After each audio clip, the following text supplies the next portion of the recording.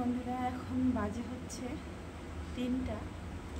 আর আমি কিন্তু সকাল থেকে আজকে ব্লগটা শুরু করিনি, কাল থেকেও কিছু করিনি। কারণ কি বলতো, শরীরটা ভীষণ খারাপ, জ্বর 2টা দিন ধরে। তো এই 2 দিন ধরে হচ্ছে খুব শরীর খারাপ, জ্বর, মাথা ব্যথা। আর মানে কি বলবো, বিছানা থেকে উঠিনি, শরীরটা আর কি উঠনে আর কি খুব দুর্বল লাগছে। কেন জানি না, মনে হচ্ছে যে প্রেশারটা লো হয়ে গেছে, যে শরীরটা এতটাই দুর্বল। 2 দিন ধরে কোনো ব্লগ করিনি, কোনো কাজবাজ কিছুই করিনি, এমনকি রান্নাবান্নাটাও রিয়া নিজেই করছে। আজকেও রিয়াই রান্না করেছিল, রান্নাবান্না করে খেয়ে দিয়ে ওরা হচ্ছে 2 বোনে ঘুমাচ্ছে। আর আজকে ওরা দুজনে বাজারে গিয়েছিল, রান্না করেছিল মাংস ভাত। 2 বোনে বাজারে গিয়েছিল, মাংস নিয়ে এসেছিলো আর কাঁচা আম নিয়ে এসেছিলো। তো আমি বলেছিলাম যে এবারে তো কোনো আচার দেওয়া হয়নি, অল্প আচার দিয়েছিলাম, তো জামাই এসেছিলো দিয়ে দিয়েছিলাম মেয়ের জন্য, ওই নিয়ে গেছে। আর আমাদের বাড়ির জন্য কোনো আচার এবারে দেওয়া হয়নি। তো সকাল থেকে শুয়েছিলাম, খেয়ে দিয়ে তারপরে এখন এইমাত্র উঠলাম, উঠে ভাবলাম এই ব্যালকনি দিয়ে প্রচুর বাতাস আসছে, ঠান্ডা হাওয়া, এখানে বসে বসে আমটা কেটে নিই আচার দেওয়ার জন্য। তো চলো, এই হচ্ছে কথা। মানে এতটাই দুর্বল লাগছে, বুঝতে পারছি যে প্রেশারটা একদম প্রচুর পরিমাণে লো হয়ে গেছে। আমি নিজে থেকে বুঝতে পারছি যে উঠলে মাথা ঘোরাচ্ছে, লো প্রেশারের যে সিমটমগুলো দেখা যায় সেগুলো। কিন্তু চেক আপ এখনও করা হয়নি, চেক আপ করতে যাইনি, যে সাহস পাচ্ছি না যে উপর থেকে নিচে নামবো, 3তলা থেকে নিচে যে নেমে যাব সেই সাহসটাই পাচ্ছি না। যাই হোক, লবণ জল খাচ্ছি, ওআরএসের জল খাচ্ছি। আজকে মনে হয় এখন একটু ভালো লাগছে বলে উঠে বসলাম কাজ করার জন্য। তো চলো। বহুদিন ধরে ভাবছিলাম আমাদের জন্য, ঘরের জন্য কিছু আচার দেব। 1 বয়ম যদিও দিয়েছিলাম, মাকে দিয়েছিলাম, আর বড় মেয়ে নিয়ে গিয়েছিল। দুই বাড়িতে 2 বয়ম দিয়ে দিয়েছি। বাড়িতে কিন্তু আমাদের ফাঁকা একেবারে ছিল না, এরাও তো 2জন আছে। তখন মনে হলো যে ঘরের জন্য দিব, তারপরে হুট করে যেহেতু শরীরটা খারাপ হয়ে গেল, আর কিন্তু দেওয়াই হয়নি। তারপরে রিয়াকে বললাম বাজারে যেতে। 2 বোনে বাজারে গিয়ে আজকে নিয়ে এসছে আমও নিয়ে এসে, আর এদিকে ওয়েদারও খারাপ, কখনো বৃষ্টি, কখনো হাওয়া, কখনো ঝড়ো হাওয়া এইরকম বইছে। তারপরে কি দেখো, আজকে আবার হাওয়াতে বাতাসে আমটা শুকিয়ে গেল। মোটামুটি রোদ যাই হোক একটু ছিল সকালের দিকটা, কেটে শুকাতে দিয়ে দিয়েছি। ফাইনালি তো শুকিয়েও গেছে। এখন ভাবছি আচারটা দিয়ে দিব, বেশিক্ষণ রাখলে যদি আবার নষ্ট হয়ে যায়, তাই আর বেশি দেরি করব না, দেওয়ার মতো কিন্তু আজকে হয়ে যাবে। তো চলো, এই হাওয়াতে বাতাসে শুকিয়ে নেব। একটা দিব হচ্ছে মিষ্টি আচার, আর একটা করব আম তেল, যেটাকে বলে তেলটা। এরা 2 বোনে মুড়ি দিয়ে খুব পছন্দ করে, আর টকটাই বেশিরভাগ এরা পছন্দ করে, মিষ্টি খুব কম একটা পছন্দ করে। যেটা মিষ্টি দিয়েছিলাম সেটাই দিয়ে দিয়েছি, তারপরেও অল্প দিলাম। তারপরে ওরাও বলছে নাকি আসবে, ওদের ঘরের কাজ হয়ে গেলে ওরাও নাকি আবারও আসছে, তারপরে আসলে পরে খাবে। তো রিয়াই বললো, মা দিদিরা তো আবার আসছে, ওদের জন্য 1 বয়ম দিয়ে দাও। তো ওদের জন্য কিছু মিষ্টি দেওয়ার জন্য করেছি, আর কিছু টক।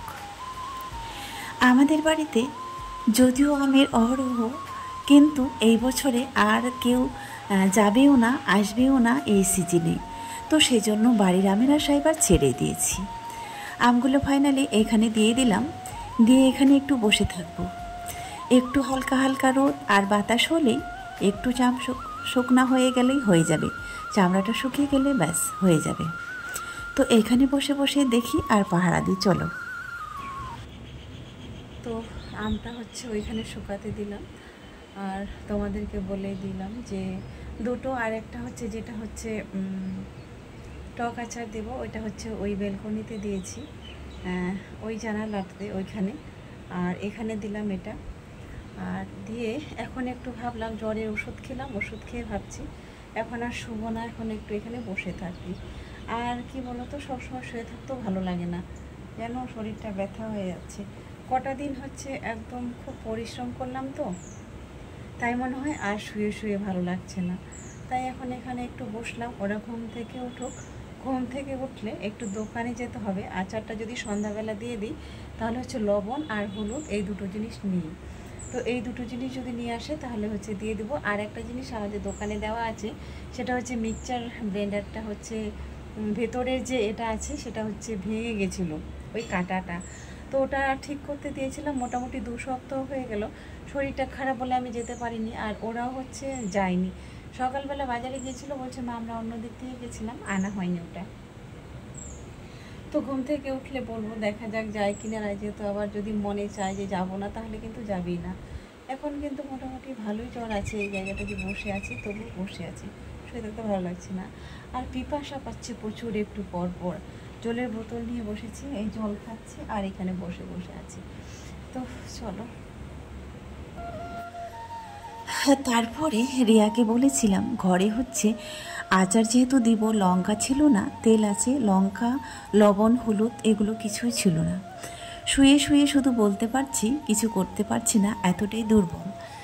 বাজারে গিয়েছিল, এই হচ্ছে চপ নিয়ে এসছে, আর লবণ, হলুদ আর হচ্ছে মুড়ি, ঘরে কিছুই ছিল না। সকালে গিয়েছিল টিউশনে, টিউশন থেকে এসে আবার ছুটতে থাকলো এইখানে। তো আমি যেহেতু যেতে পারছি না, রাজিয়া চলে গিয়েছে টিউশনে, তো অনেক দেরি হয়ে গেছে, ভাবলাম আমিও একটা খেয়ে নিই, তারপরে অল্প মুড়ি মাখাবো, মুড়ি মাখিয়ে তারপরে খাবো দু মাই বেটি। তারপরে রান্না বান্না তো আবার আছেই।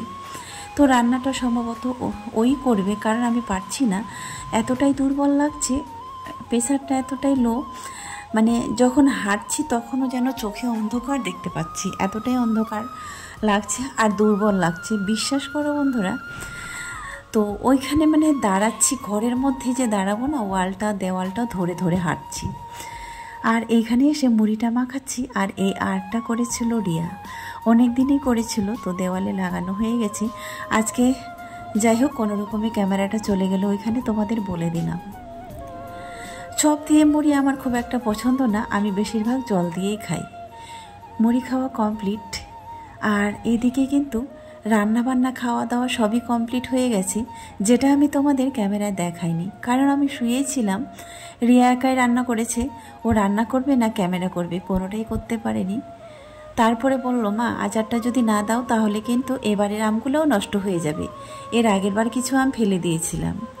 কোনো রকম করে টুকটাক করে এসে রান্না করে দাঁড়িয়ে দাঁড়িয়ে এইটুকু তো সামান্য করে দিতে পারবো। সবার প্রথমে লঙ্কা আর জিরাটা ভেজে নিয়েছি, তারপরে ভেজে নিচ্ছি সরিষাটা।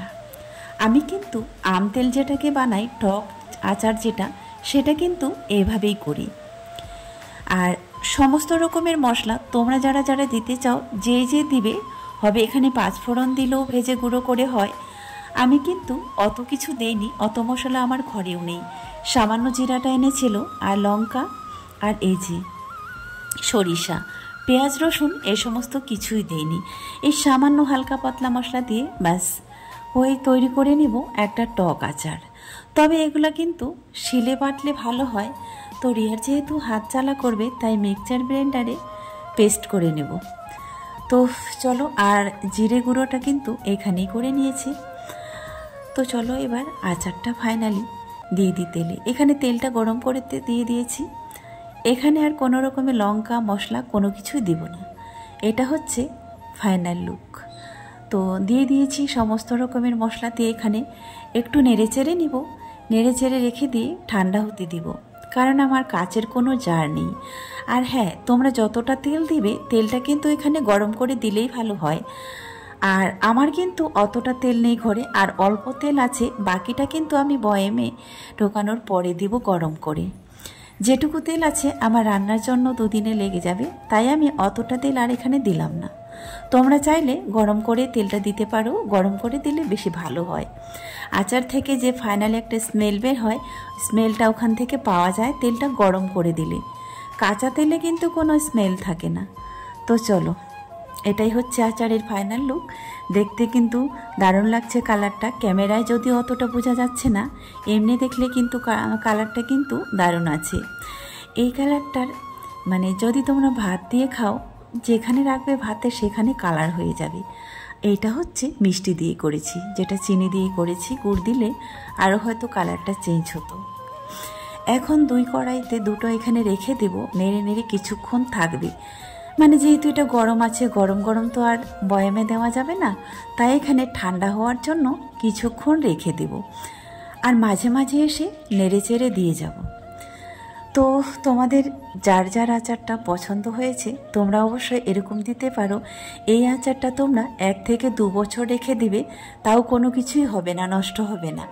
আর হ্যাঁ, আর এই যে আমি যে টক আচারটা দিয়েছি, এই আচারটা থেকে তোমরা কিন্তু ফাইনালি কাঁচা আমের স্বাদটা পেয়ে যাবে। আমি কিন্তু বেশি শুকাইনি, শুধু হাওয়া বাতাসে কি বললাম একটু শুকিয়ে নিয়েছি। তো আজকের মতো শেষ করছি। সবাই ভালো থাকবেন, সুস্থ থাকবেন।